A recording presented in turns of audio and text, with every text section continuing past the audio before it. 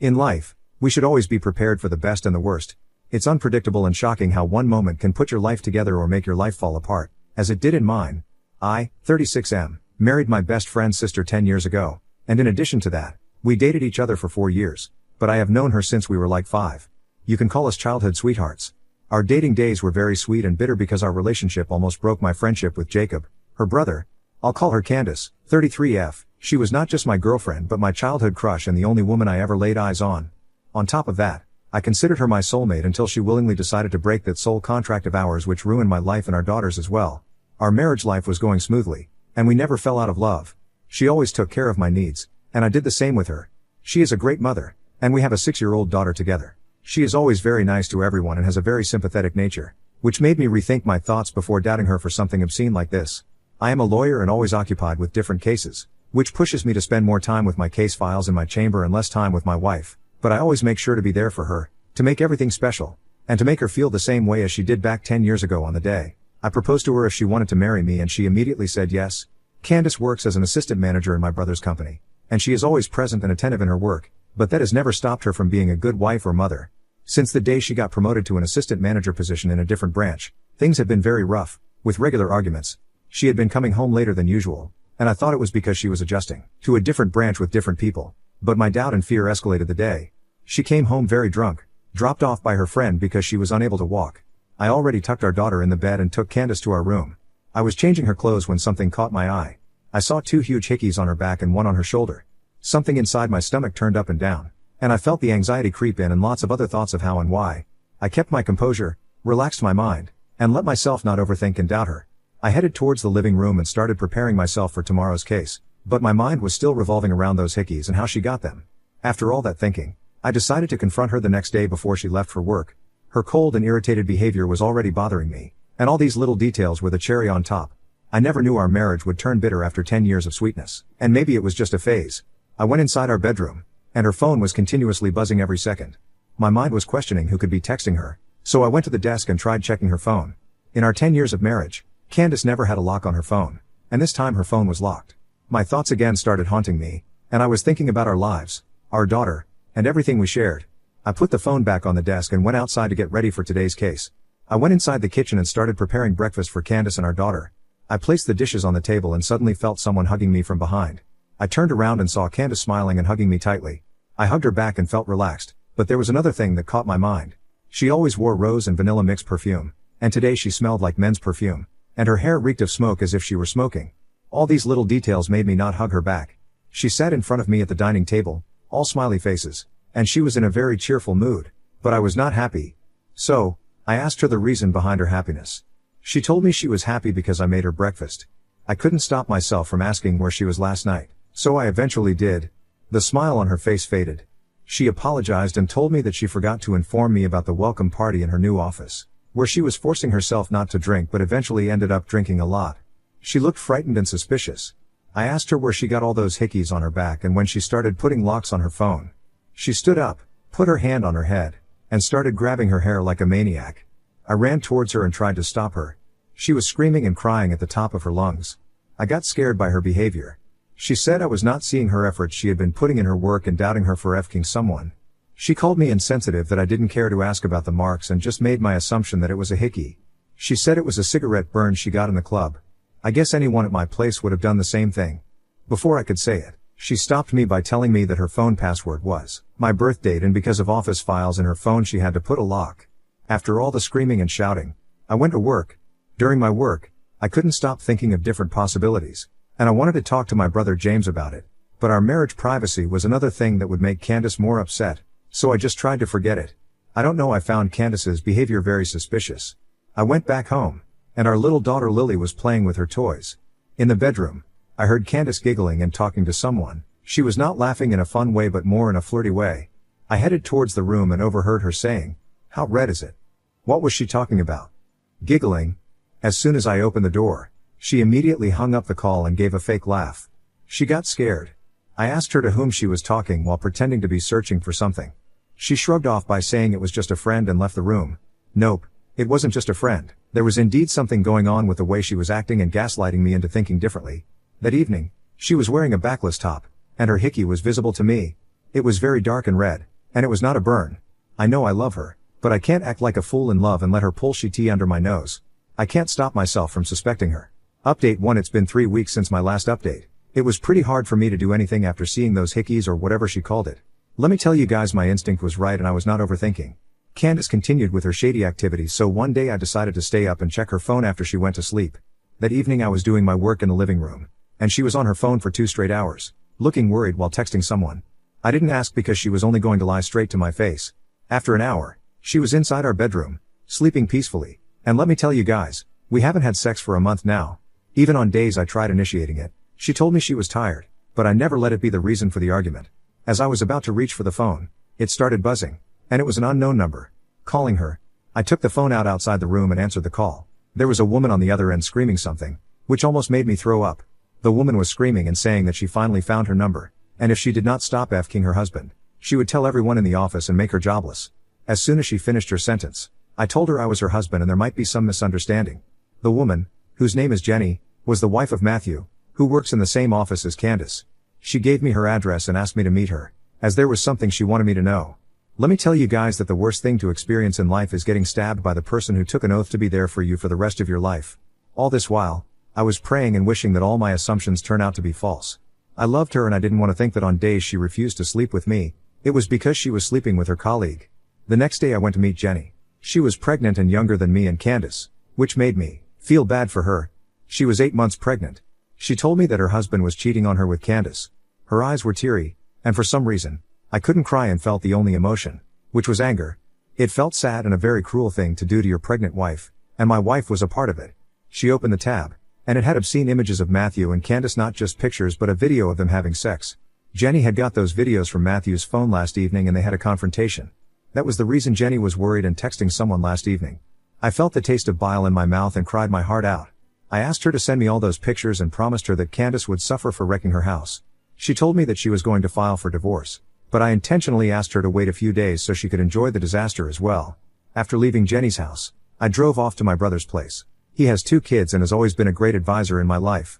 I drank a lot while sitting next to him until I passed out. After 2 hours, I woke up with a throbbing pain in my head, and my brother was sitting on the sofa, rubbing my feet. After having a warm cup of espresso, he started asking me different questions, and I understood none.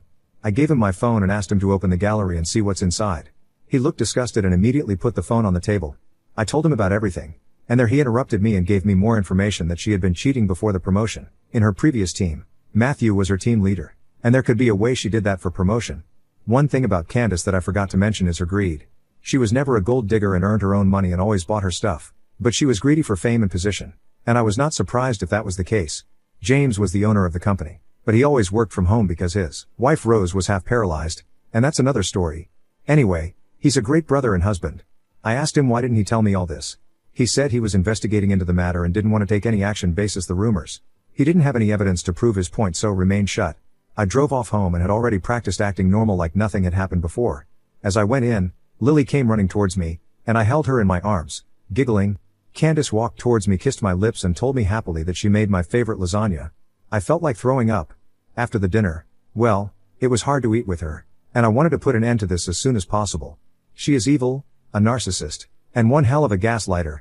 I was going inside my office, but Candace hugged me from behind.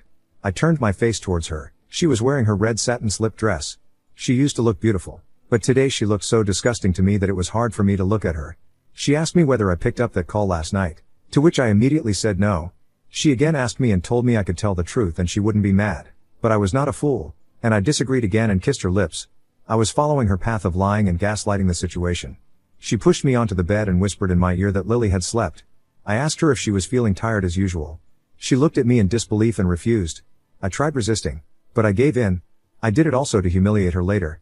It's going to hit her hard after she will know that I already knew about the SHTS she pulled and how f-king disgusting she is.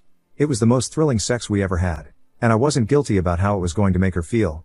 She was using me for emotions, so this time I used her. After she fell asleep, I took out my arm from under her head, left the room, and headed towards my office. I had 3 missed calls from James. I called him back, and he asked me to meet him tomorrow, as it was something he couldn't tell me on the phone. I went inside Lily's room and looked at her. I felt so bad, and it made me so angry at Candace that I felt like killing Candace. How could she steal her own daughter's childhood and our happiness? I'm just not able to sleep thinking about what is stored for me next. I will make another update after I get done with everything. Update 2. It took a while for me to update you guys, as I was busy making my wife jobless. And the divorce status, so instead of updating regularly, I thought of doing it after sorting out everything. So, in the morning, I drove off to James, and he was in the company's office. James showed me something on the computer. There were pictures of Candace with different men and one of them was from our school, Richard, who was her team leader. As I said, James was investigating the matter and he found that Candace was hooking up not only with Matthew but others too. The employees had confessed to James that Candace was a very easy woman, and she used to go to the club with them. She had sex with Richard because he promised to promote her to assistant manager, which he did, and she did the same with Matthew. James recorded the conversation for the jury of the company, as the company here has strict no dating rules and many employees are going to get jobless. Along with Candace, Candace was beautiful. She was always attractive and knew how to take advantage of that. James sent an email to the different branch where Matthew and Candace were working or F-king. Half of the time I didn't know what to do and just sat there hopelessly. As soon as the branch received the email, Candace started calling me. I picked up the call and she asked me to come home immediately. I told James and headed towards home. I went inside and saw Candace crying. She hugged me and started crying. I didn't hug her back. She looked at me and said she lost her job because of something. I asked her the reason and started making up some stories. I pushed her back and asked her to stop lying or if she wanted me to play her video of F-king her colleagues on the TV. She looked at me in disbelief, and I told her that I got to know about everything from Jenny. She looked at me for a moment and started gaslighting me again, saying that I was never there and always busy with work, so she couldn't resist. Lily came inside, and Candace was going to take her, but that's when I stopped her from showing fake concerns about us. I told her that I had already filed for divorce and that was the reason she had been fired from her job. I will have custody of our daughter and take care of her needs. I am a lawyer, so it was easier for me to get things done. She started sobbing and crying and begging me if she could do anything to fix this. It made me so angry, and I asked her how she could fix anything when she felt no remorse for what happened. I asked James to take Lily to his place so she wouldn't have to witness such things. I felt sorry for my little girl. When she was born, I was happy about her future, and she was blessed with 2 parents. Being raised by a single parent, I never wanted my daughter to go through the same in her life. I asked Candace if she wanted to tell her brother, Jacob, my best friend, about this, and she got so scared. I gave her the divorce paper and asked her to sign it and put an end to this. As she was going to sign, a pleasant surprise came to her. My mother, her parents, and her brother came, and it was his idea to humiliate her for what she did. The house was named after my daughter, so Candace had nothing except her own money or savings. Her parents loved me, and they were disappointed and disgusted by her actions. Jacob told her that the reason he was against us marrying was because he knew she could ruin me and the family, and she proved him right. After all, her brother knew her well. My mother loved her as her daughter, and there she also wiped her tears and consoled her. I read the divorce papers and told Candace that she could come and visit and was also allowed to stay with Lily in this house, and I would never take Lily from her.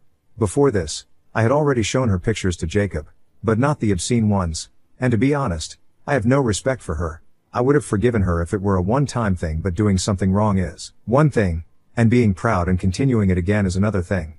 And she chose to destroy it all alone. There were times when I was indeed busy and didn't take her out or spend time with her, but I did my best and I learned from it. When I tried giving her time, I guess I was late. I never saw her narcissistic side because I was blind, but I cannot forget those 2 hickeys. Anyhow, whatever happened can't be undone. And I do miss the old her. My mother asked me if I wanted to stay with her for a while, and I told her that I wouldn't and I would be living here, but from now on she will stay with me. Candace's parents scolded her and said many cruel words to her. They were very respectful writers and doctors, and she put dirt on their names and fame. Jenny, on the other hand, also got divorced and went to a different city to live with her parents. After the divorce, things were pretty difficult to handle, but the satisfaction of making her jobless remained constant in my heart after seeing the aftermath of things happened. It was hard for Lily, but then she loved spending time with her grandmother, playing and coloring, and sometimes she was all sad because obviously, the kiddo misses her mother.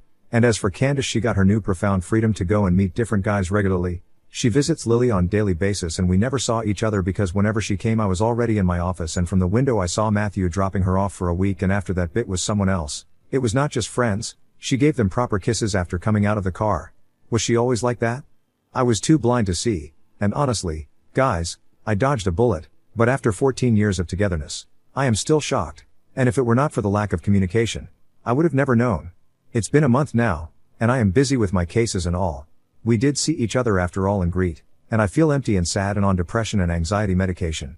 She is doing better than ever, with no remorse or anything. But from time to time she gets humiliated, which satisfies me a lot. But in the end, I would like to say that she was a lesson for me to learn. And I was just there to let people see the real Candace behind the mask. Her parents hate her. And she is not getting jobs and just humiliations from mutual friends. But she is still very proud and continuously doing what she does.